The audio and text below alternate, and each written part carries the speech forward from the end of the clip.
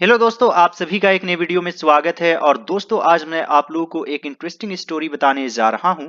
तो आप लोग सभी इस वीडियो को अंत तक जरूर देखिएगा। आज का स्टोरी काफी इंटरेस्टिंग है। साथ ही दोस्तों, मैं आप लोगों को एक एक रूल बताऊंगा, आप लोगों को कोई दिक्कत नहीं होगी।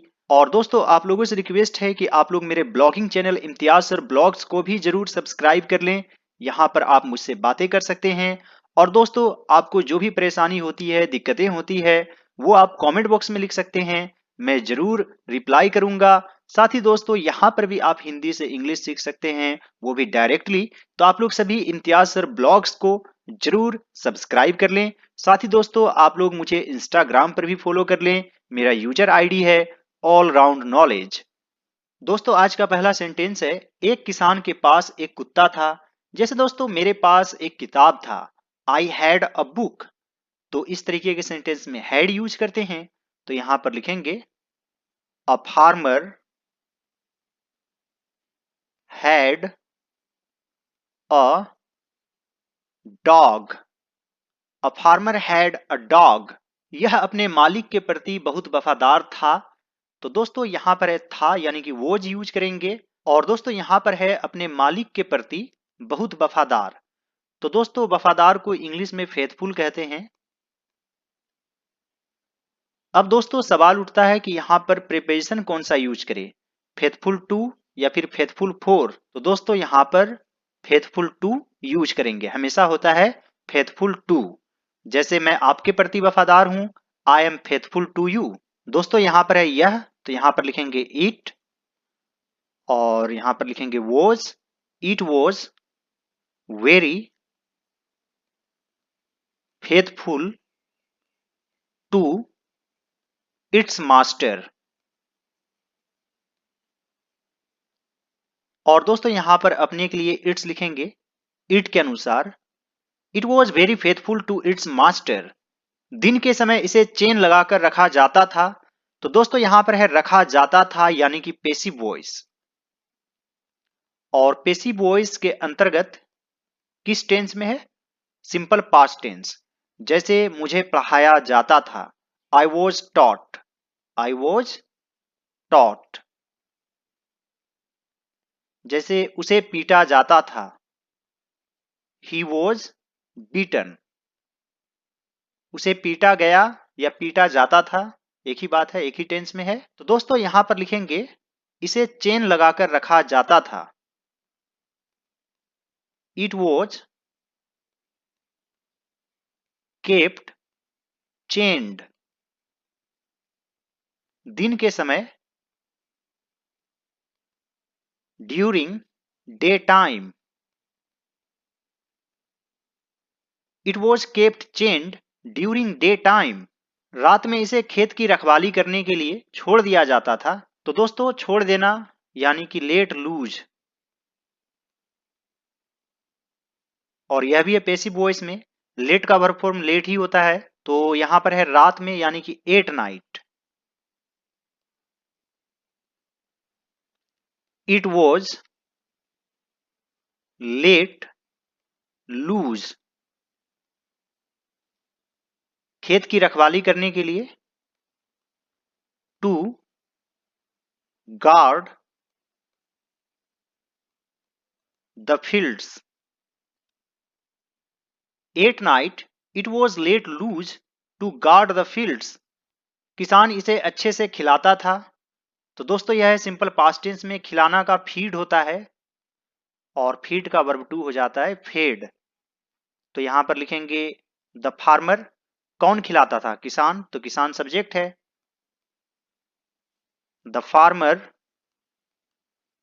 Fade it well. The farmer fed it well. यह बहुत मोटा हो गया, यह भी है सिंपल पास्ट टेंस में। तो यहां पर लिखेंगे it became very fat. It became very fat. एक बार एक भेड़िया भेड़ पर हमला करने के लिए आया। तो दोस्तों, यह भी है सिंपल पास्ट टेंस में। इसमें दो वर्ब है, एक है आना, एक है हमला करना। हमला करना यानी कि अटैक, एक बार यानी कि वंस। कौन हमला करने आया, एक भेड़िया यानी कि अ वुल्फ। और यह क्या है, सब्जेक्ट। पहले लिखेंगे यहां पर केम, इसके बाद लिखेंगे to attack. Once a wolf came to attack, और यहां पर है भेड़ यानी कि द शीप।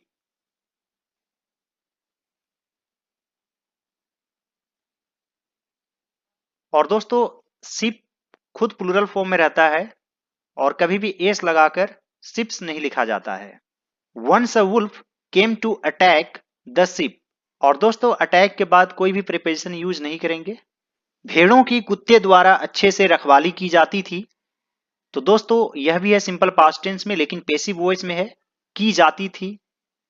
तो दोस्तों किसकी रखवाली की जाती थी? भेड़ों की। तो यहां पर भेड़ ही सब्जेक्ट है यानी कि द शीप।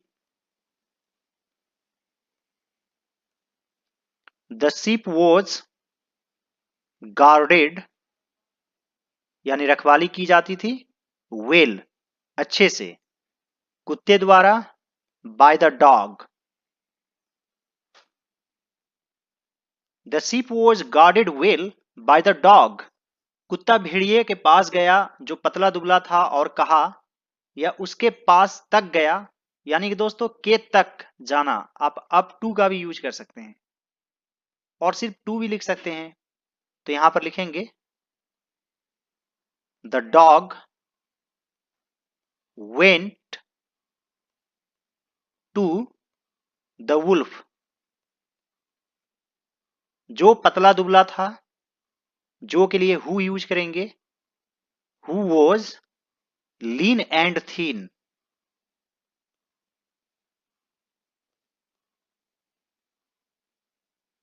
और कहा, and said.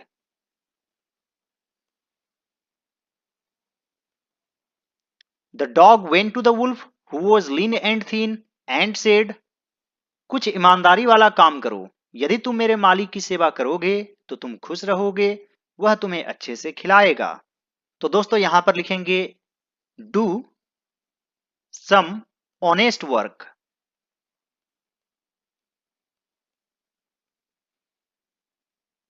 Do some honest work, यदि तुम मेरे मालिक की सेवा करोगे तो तुम खुश रहोगे। तो दोस्तों यह कंडीशनल सेंटेंस है, और जो सेंटेंस इफ से शुरू होगा तो उसे सिंपल प्रेजेंट टेंस में लिखेंगे और बाद वाले सेंटेंस को सिंपल फ्यूचर टेंस में लिखेंगे। जैसे यदि तुम कड़ी मेहनत करोगे तो सफलता पाओगे। If you work hard you will get success. तो पहला जो है इफ यू वर्क हार्ड, तो यह किस टेंस में है? यहां पर इफ से जुड़ा हुआ है, तो यह सिंपल प्रेजेंट टेंस में है। तो हमेशा इफ वाला सेंटेंस जो है सिंपल प्रेजेंट टेंस में लिखना है, इस तरीके के कंडीशनल सेंटेंस में। तो यहां पर है यदि तुम मेरे मालिक की सेवा करोगे, if you serve my master.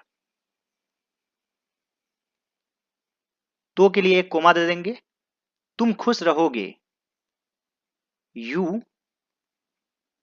Will be happy. वह तुम्हें अच्छे से खिलाएगा, he will feed you well. Do some honest work, if you serve my master you will be happy, he will feed you well. भेड़िया कुत्ते की सलाह से सहमत हो गया। जब दोस्तों हम किसी चीज से सहमत होते हैं तो हमेशा एग्री टू यूज करते हैं, और जब किसी व्यक्ति से सहमत होते हैं तो एग्री विद यूज करते हैं। जैसे आई एग्री विद यू, या फिर I don't agree to your proposal. तो टू योर प्रोपोजल यानी आपके प्रोपोजल से, आपसे नहीं। तो यहां पर क्या है? सलाह से। तो यहां पर भी टू यूज करेंगे। तो यहां पर लिखेंगे the wolf agreed to the advice of the dog.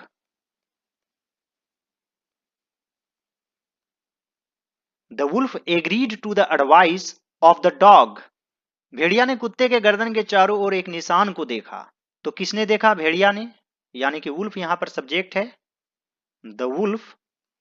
अब दोस्तों यह किस टेंस में है? सिंपल पास्ट टेंस, देखना का सी होता है और सी से सॉ बन जाएगा verb two. The wolf saw, क्या देखा? एक निशान, a mark.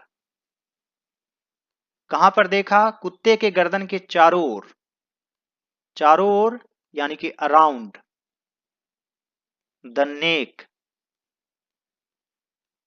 Of the dog. The wolf saw a mark around the neck of the dog. उसने कहा, यह निशान तुम्हारे गर्दन के चारों ओर कैसे पड़ा? तो यहां पर लिखेंगे, he said, how did you get that mark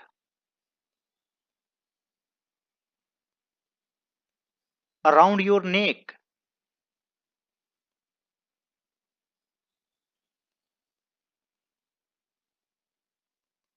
He said, how did you get that mark around your neck?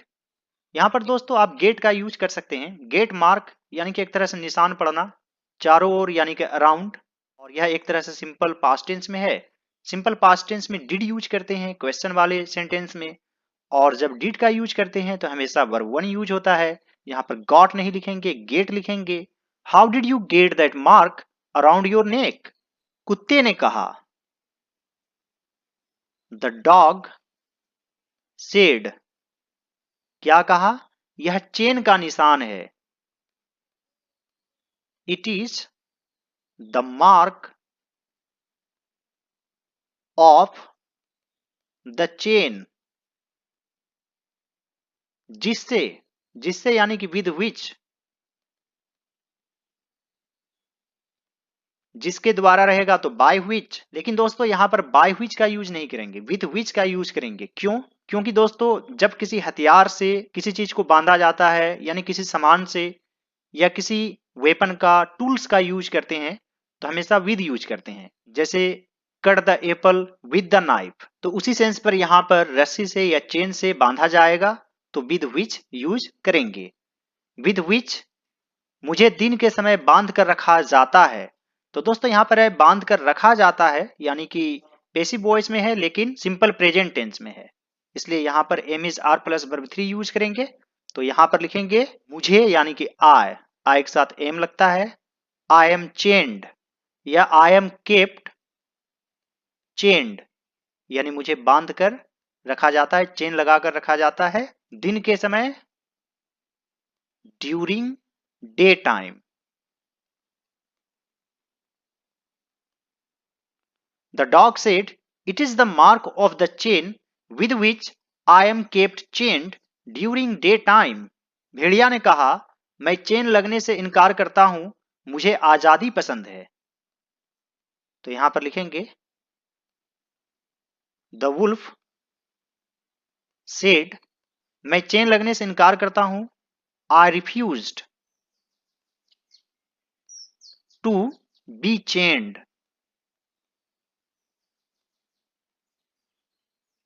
दोस्तों आपके मन में एक सवाल होगा कि यहां पर बी चेन्ड कैसे आ गया? तो एक तरह से यह पैसिव वॉइस में ही है।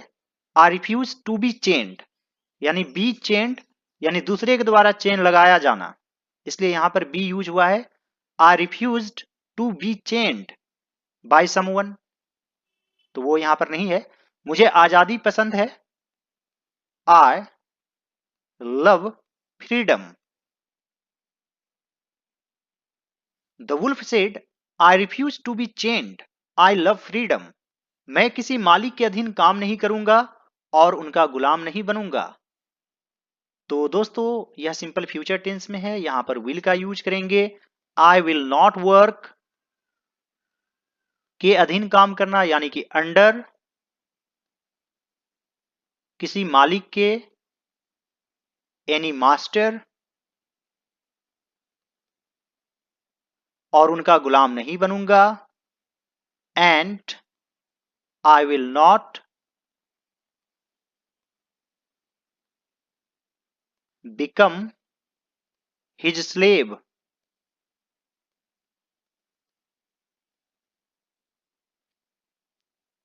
I will not work under any master and I will not become his slave. दोस्तों मैंने इसे विस्तार पूर्वक लिखा है, 2 बार सब्जेक्ट का यूज किया है। आप चाहें तो इसे बहुत ही शॉर्ट में लिख सकते हैं। I will not work under any master and be his slave. बस यहीं से आपका सेंटेंस खत्म हो जाएगा। I will not work under any master, या फिर यहां पर आप ए भी लिख सकते हैं। I will not work under a master and be his slave. इंसान तो इंसान, जानवरों को भी आजादी पसंद है।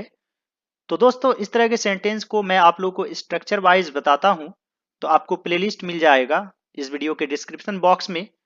तो एडवांस्ड स्पोकन इंग्लिश स्ट्रक्चर के प्लेलिस्ट में जरूर जाइएगा। आप इस तरह के सेंटेंसेस को सीखेंगे।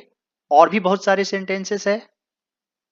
इंसान तो इंसान, जानवरों को भी आजादी पसंद है, तो यहां पर आप लेट अलोन का यूज कर सकते हैं। Let alone Mankind, even animals love freedom. Let alone Mankind even animals love freedom. दोस्तों मुझे भी आजादी पसंद है और मैं पूरी तरह से किन्हीं के अधीन काम नहीं कर सकता, हालांकि मैं नियम का पालन करता हूं। तो यहां पर लिखेंगे फ्रेंड्स, मुझे भी आजादी पसंद है। I also love freedom. और मैं पूरी तरह से किन्हीं के अधीन काम नहीं कर सकता। And I can not work under anyone completely, यानी पूरी तरह से, हालांकि मैं नियम का पालन करता हूं। दो I follow the rules. Friends, I also love freedom and I cannot work under anyone completely, though I follow the rules. उम्मीद करता हूं दोस्तों कि आज का लेसन आप लोगों को अच्छा लगा होगा। यदि ये लेसन आप लोगों को अच्छा लगे तो इस वीडियो को जरूर लाइक कर दीजिएगा। और दोस्तों एक बार आप लोग कमेंट बॉक्स में वेरी नाइस जरूर लिख लीजिए। साथ ही दोस्तों आप लोग इम्तियाज सर ब्लॉग्स को जरूर सब्सक्राइब कर लीजिए और मुझे इंस्टाग्राम पर भी फॉलो कर लीजिए। मेरा यूजर आईडी है ऑल राउंड नॉलेज। दोस्तों सभी प्लेटफॉर्म्स पर मुझसे जुड़े रहिए, आपकी नॉलेज जरूर बढ़ेगी और मैं आप लोगों के लिए यूं ही मेहनत करता रहूंगा। All right, dear students and friends, thanks for watching. Have a great day.